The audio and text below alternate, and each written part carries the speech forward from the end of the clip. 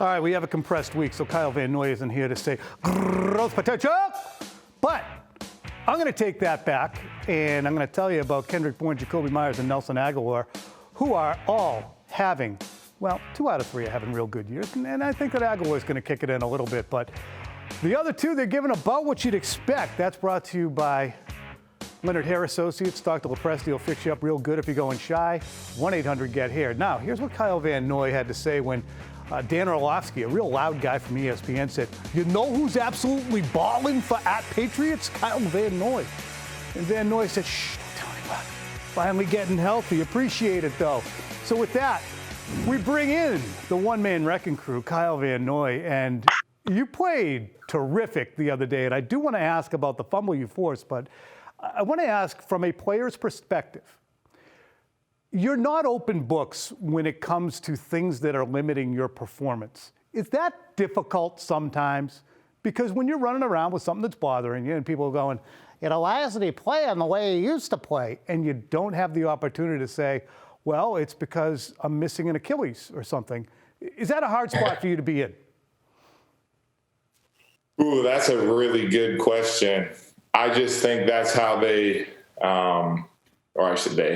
that's how we handle business here, and that's okay. Any injury questions, you can ask Bill Belichick. All right, I'll get right on that. Kyle said I should ask you, Bill. You had a terrific forced fumble the other day on Dearness Johnson as he came out on a screen pass. It was a play that Brian Baldinger broke down. So if you guys are on Twitter and you follow Baldy's breakdowns, you can check it out. But can you tell me how that play unfolded? Because it was a key juncture in the game. And I thought it was great for the X's and O's, even though we don't have the video. Yeah, I think that they were lined up in a 4-by-1 set, and I read the fast set from the guard. I came over, I set him up thinking I was coming to set the edge on him, jump cut, swam him. And then I saw the ball. I was trying to go for the tackle, but I also saw the ball. So I punched it out. And unfortunately, our guy, Josh Uche, couldn't jump on the ball. Come on, Josh. We need those. So we're going to have some recovery fumble drills because of Josh, but that's all right. He'll get the next one. I love the way you guys do that during training camp. You run up and then you jump on it sideways and roll, like cradling, like just on a grenade. Tell me about one other aspect of that, because it seemed like there's a lot of traffic on this play. And I know I'm spending a lot of time on a play that you folks can't see. It was just a screen. He was on the edge at the defensive end spot, really, outside linebacker spot. And there was traffic. There was a tight end coming up. Then there was traffic in front. But you sifted through it. Is that the film study and trusting your study when you know, okay, this is going to be the screen? Yeah, I think that just comes with the knowledge of game. I've played a lot. I have a good feel for the game, and just happened to have those film sessions come in hand and read the play and just made a play. And that's what it's all about. That's what I pride myself on my IQ. And that was just one of those plays that happened to show it off. And I was super glad that I made that play and got off the field. I wish we would have recovered it, but that's all right. We'll get the next one. You'll get the next one. Tell me, if you go against a team like Atlanta, which you will on Thursday night on a compressed week, you don't have the same opportunity to get into, perhaps, all of the film that you would. It's squished. Are you sure? So how difficult? What? Am I wrong? Do you get into it just as much? I mean, I do. Obviously, it's condensed, but I mean, from the time I wake up to the time I'm going to the bed, besides practices, and I mean during the day when you're meeting with the different coaches, going over the different personnel and different things like that, you're going over film all the time. So when the game ended, I was already trying to watch film. I'm going to be watching film after I get off this phone call to catch up and get ahead. All right, sorry to keep you from that. What's the most difficult thing? I know, I like that haircut too. We'll talk about that. What's the most difficult thing about a short week? Is it physical or is it mental?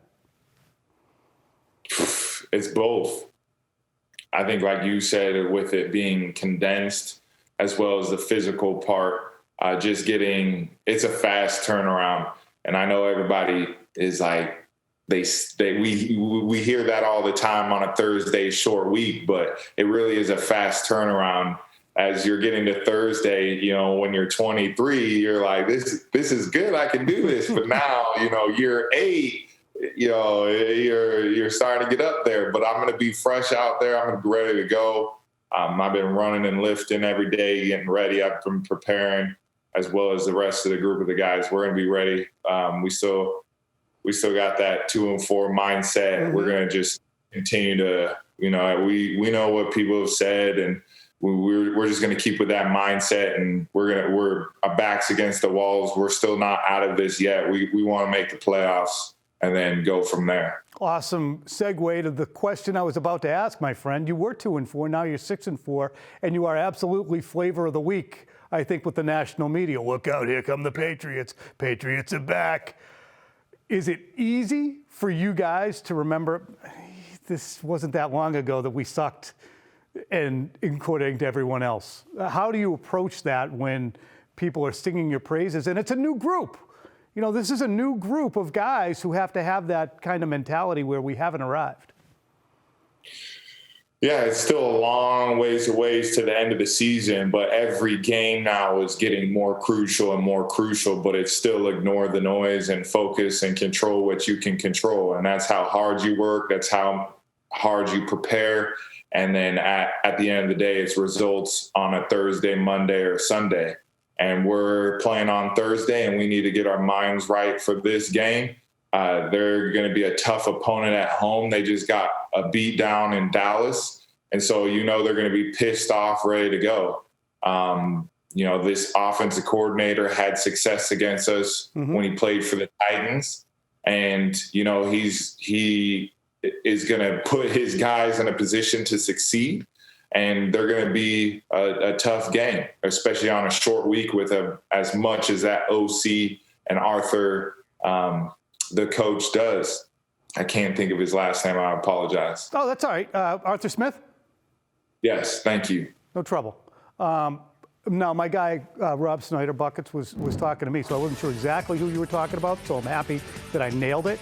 But I want to get this out there for everybody. The Noy Valor Foundation will be having its annual fundraising gala in 2 weeks. And there's the information to go ahead and catch that. It's going to be at the State Room in Boston. Community outreach programs, internships, and scholarships for youth in foster care. I know this is important to you. I know this is important to your wife, Marissa. So we want to have a good turnout for that, correct? We definitely do, and December 3rd is our Christmas tree giveaway, and we're excited for that as well. All right, good deal. I'm going to make it over to that thing this year. Do you mind? Come through. I'd love to have you. Sit at my table. Good deal. Hey, good luck this week. Stay safe, stay healthy, and we'll catch you soon. All right.